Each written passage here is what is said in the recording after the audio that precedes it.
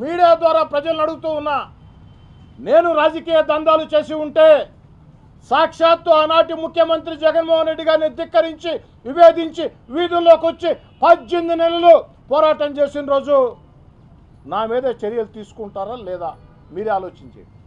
అంటే ఏమీ చేయలేదు కాబట్టే తీసుకో. అయ్యా రూరల్ వైసీపీ ఇన్ఛార్జ్ మాట్లాడటం చేత కాదు, నాకు కూడా నోరు కాస్త పెద్దదే, భగవంతుడు పెద్ద నోరు ఇచ్చాడు. ఘోరంగా నేను మాట్లాడగలుగుతా, కానీ ప్రజలు హర్షించాలని మాట్లాడటం లేదు.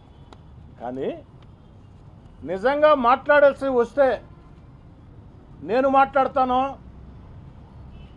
మా షాబీర్ ఖాన్ మాట్లాడతాడో, మా మదన్ కుమార్ రెడ్డి మాట్లాడతాడో, మా శంసుద్దీన్ మాట్లాడతాడో, లేక మా కరణం హజరత్ నాయుడు మాట్లాడతాడో, మా చక్కసాయి సునీల్ మాట్లాడతాడో, మా తమ్ముడు కోటంరెడ్డి గిరి మాట్లాడతాడో, ఎవరో ఒకరు మాట్లాడేస్తాం రోజు. మరి బరి తెగిస్తే మీరు ఏం మాట్లాడతామంటే 2004 నుంచి 2014 దాకా కాంగ్రెస్ పార్టీ అధికారంలో ఉన్న వేళ పేరుకు వివేకానంద రెడ్డి గారు ఎమ్మెల్యేనైనా ఇప్పుడు రూరల్ వైసీపీ ఇన్ఛార్జ్, ఆనాడు అధికార పార్టీ ఇన్ఛార్జిగా ఉన్నారు కదా. అయ్యా రూరల్ వైసీపీ ఇన్ఛార్జ్ 2004-2014 మధ్యలో ఆ 10 ఏళ్ళు అధికార పార్టీ ఇన్ఛార్జిగా మీరున్న వేళ ములుమూడి, దొంతాలి, కనుపర్తిపాడు హత్యల గురించి మాట్లాడదాం, ఇసుక స్మగ్లింగ్ గురించి మాట్లాడదాం, గ్రావెల్ స్మగ్లింగ్ గురించి మాట్లాడదాం, రియల్ ఎస్టేట్ దందాల గురించి మాట్లాడతాం. మీరు మాట్లాడండి. ఎక్కడైనా నా గురించి మాట్లాడాల్సి వస్తే మీరు మాట్లాడండి, సమాధానం చెప్తాం.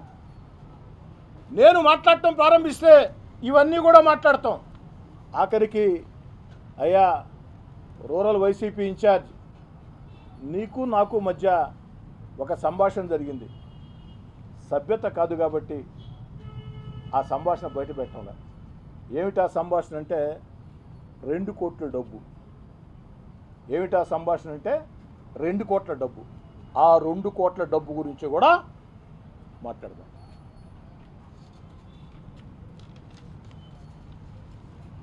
నేను అడుగుతున్న వైఎస్ఆర్ కాంగ్రెస్ పార్టీ నేతల్ని, కూటమి అధికారంలోకి వచ్చిన వేళ ఈ 14 నెలల్లో నెల్లూరు రూరల్ నియోజకవర్గంలో ఒక్క వైఎస్ఆర్ కాంగ్రెస్ పార్టీ